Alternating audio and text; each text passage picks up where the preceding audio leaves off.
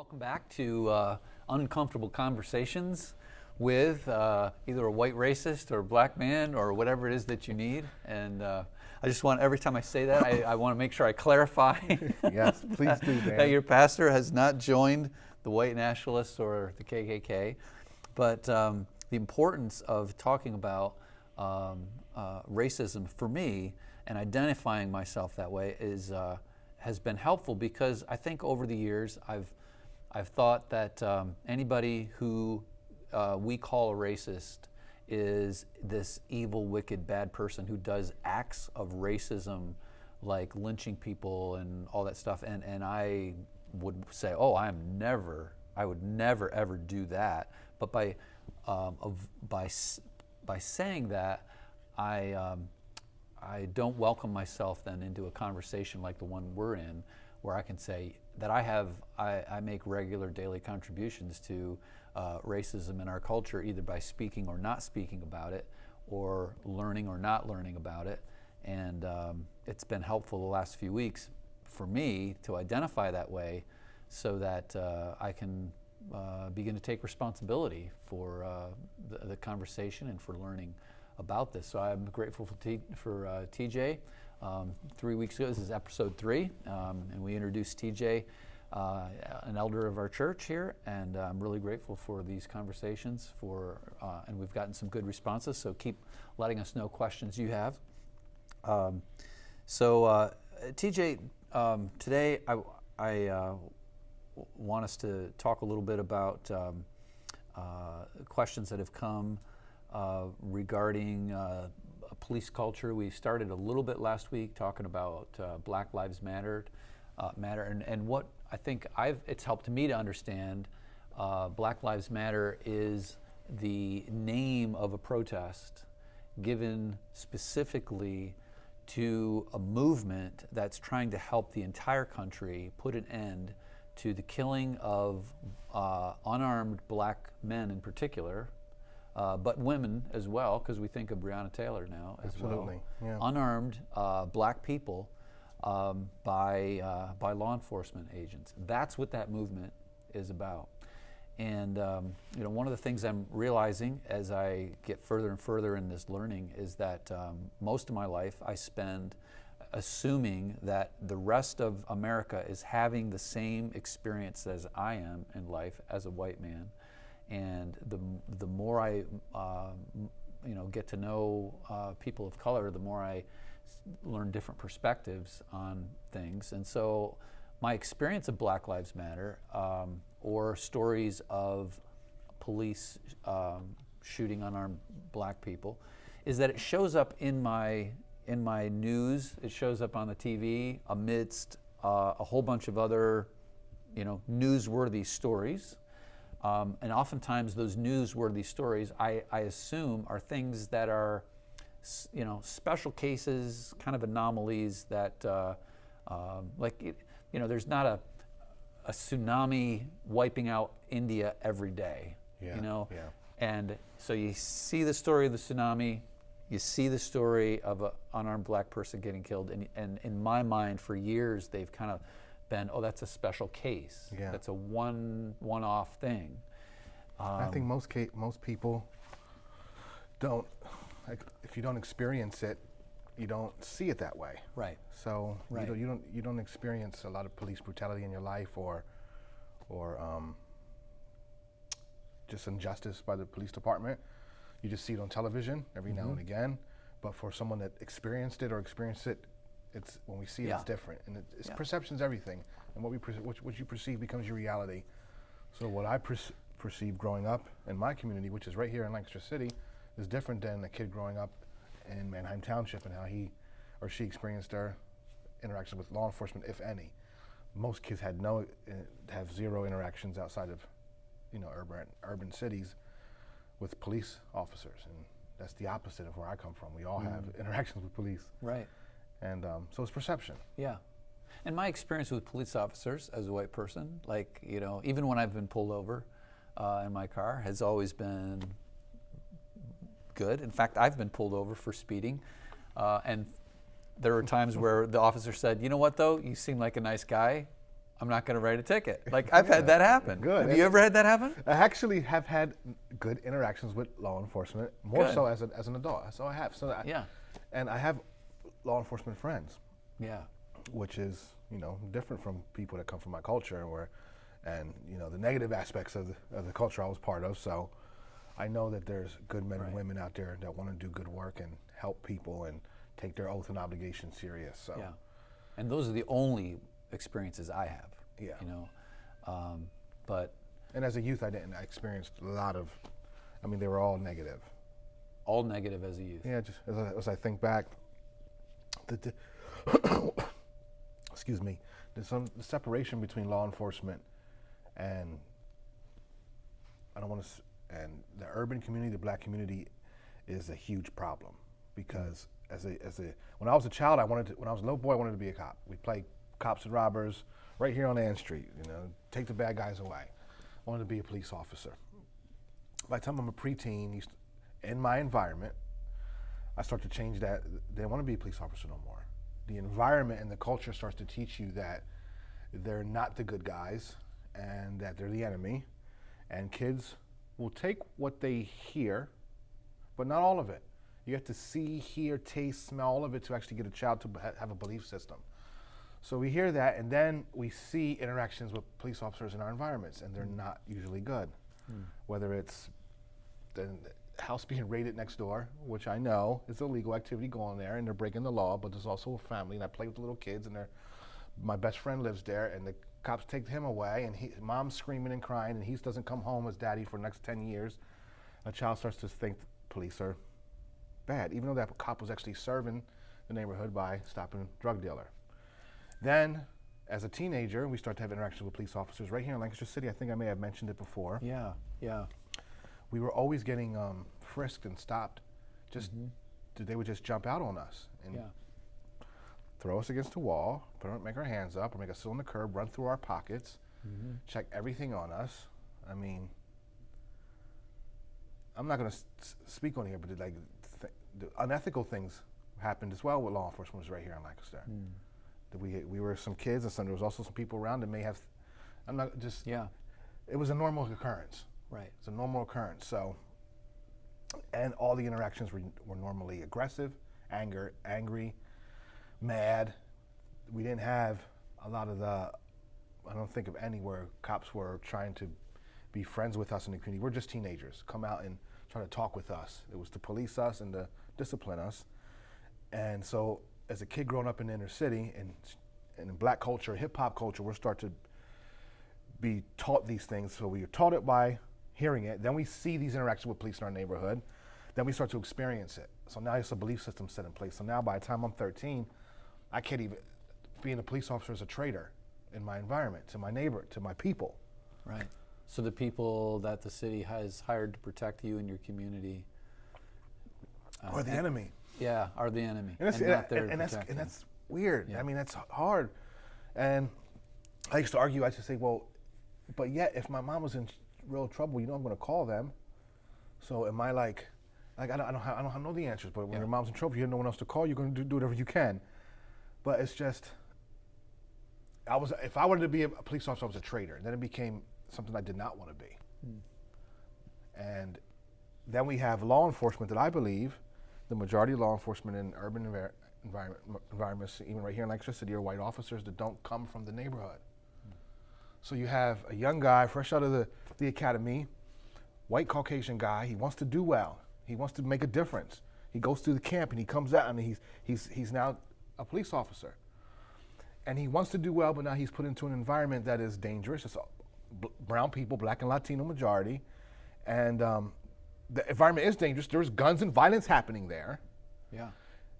And you don't know the culture or the people, so you go into this environment already with this guard up, and then you're taught by the leading officers who also have this guard up and have a certain approach in the way they do things. And all of a sudden, you're in this environment and not treating the people with respect, not treating the people with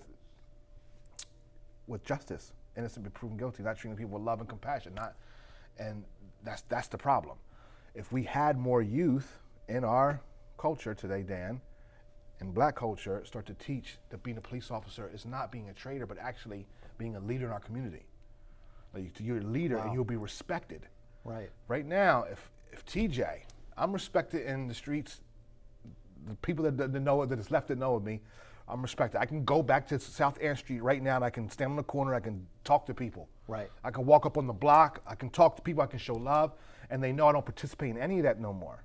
They know I don't participate in any of that no more.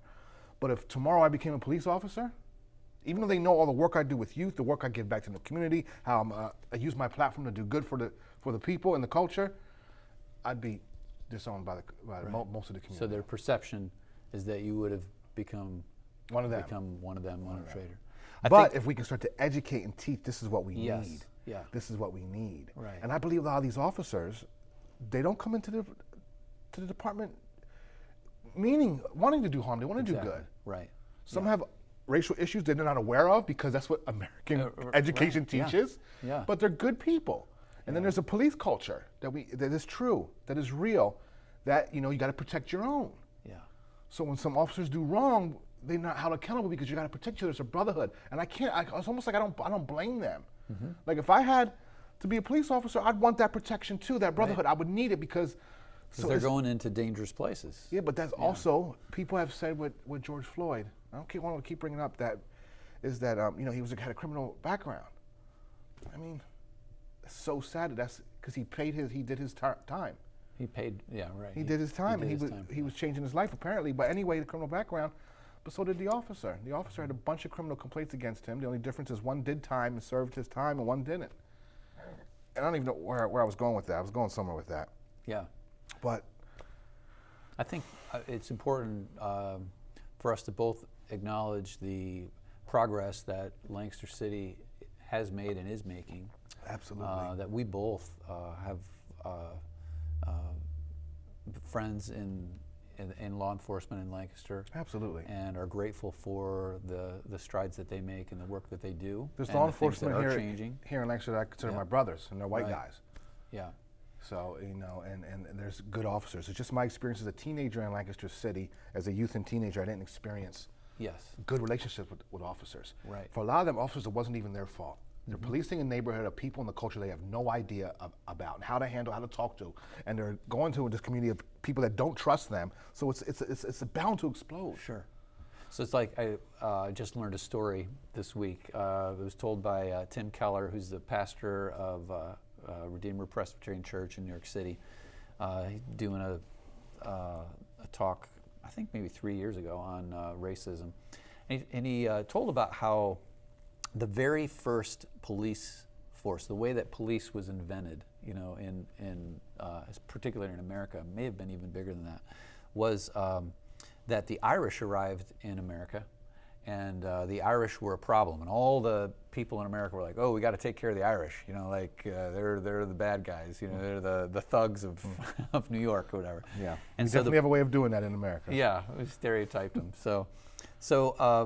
But that's when they invented police, to take care of the Irish. But it was the Irish police. The Irish were empowered to be the policemen. They were the juries where the criminal Irish were tried were a jury of Irish. Their peers, really. All their their peers. Yeah. Yep. The judges were Irish. So it was as if the Irish community had been empowered to deal with their own problem. Yeah. Which is very different than what's happening, what you described as happening, where even law enforcement goes into a neighborhood that's not their own neighborhood, a culture that's not their own culture, that they don't understand. Yeah. And that's been going on for so long. And there's a disconnect between the diseducation and miseducation that goes on in black communities and street culture. Yeah. Not just black communities, but street culture, which I know a lot about. Hip hop culture and street culture are mixing the same. And there's a big miseducation on law enforcement. That they're the traitors, that they're the enemy, and that they're bad, and if you become one, you're a traitor, you're not one of us. Yeah. So even while the police community may be doing their part to try to educate, there's another education going on. It needs to be, and it is, and it's happening, because we're working hard on it in communities all across the country. Right. But we need our people in these communities to become law enforcement. Because because the police officer that came from the block that comes back has a different understanding and can interact and make things happen and get different kind of respect. Yeah. And then can teach the others, hey guys, come with me as we do our ride along. Now new officer from white suburban America comes to inner city. Now he has to ride along with the cop that comes from the neighborhood. This is what this block goes about, and this relationship's built. The people in the community see the officer. This takes years of work, but this is how you make the change. There has to be more of us policing our own neighborhoods. Yeah. And not just with a badge. There's ways that we can hold each other accountable in our own neighborhoods without being police officers. Right? Good ways, not negative, but a lot of the things we got to be accountable for too. Mm-hmm. A lot of the things we got to be accountable for too. We got to make the change, and that's happening too, Dan. You see a lot of this during all this stuff that's going on and all these hot topics, the comment of black on black crime and all that. Let's talk about that for a minute. I mentioned that before. Yeah. You get that a lot. Because that's one of the questions I think that comes out of Black Lives Matter, from a white person's perspective on it. Like, okay, so you're telling us about, white officers or, shooting black people. What about black people shooting black people and all the crime that's going on? Yeah, that sucks. There. We don't like that either. Or, yeah, I'm sure you don't. So you always, I've gotten that and I've seen that. And why aren't black people outraged about black on black crime? Why ain't they marching about that? Why? Man, it's just not true, Dan. It's just not true. And communities all across, it's just local, Lancaster City. There's black on black crime, there's gangs, there's violence, there's drug trade, there's fatherless homes, there's a bunch of the stuff that happens nationally, happen right here in this small community. So why ain't Lancaster doing anything about black on black crime or all this? It's just not true. It's just we don't have the national media's attention weekly about it right now. Right. There is. So we're hearing stories about the black protesters. Yeah, but there's no stories on the mix at Marble Place, the Crispus Attucks. The Crispus Attucks Center, the Boys and Girls Clubs of America, the Vision Program, which I run, the Dream Loud program, the TCP network that's actually being broadcast outside of the Crispus Attucks Center.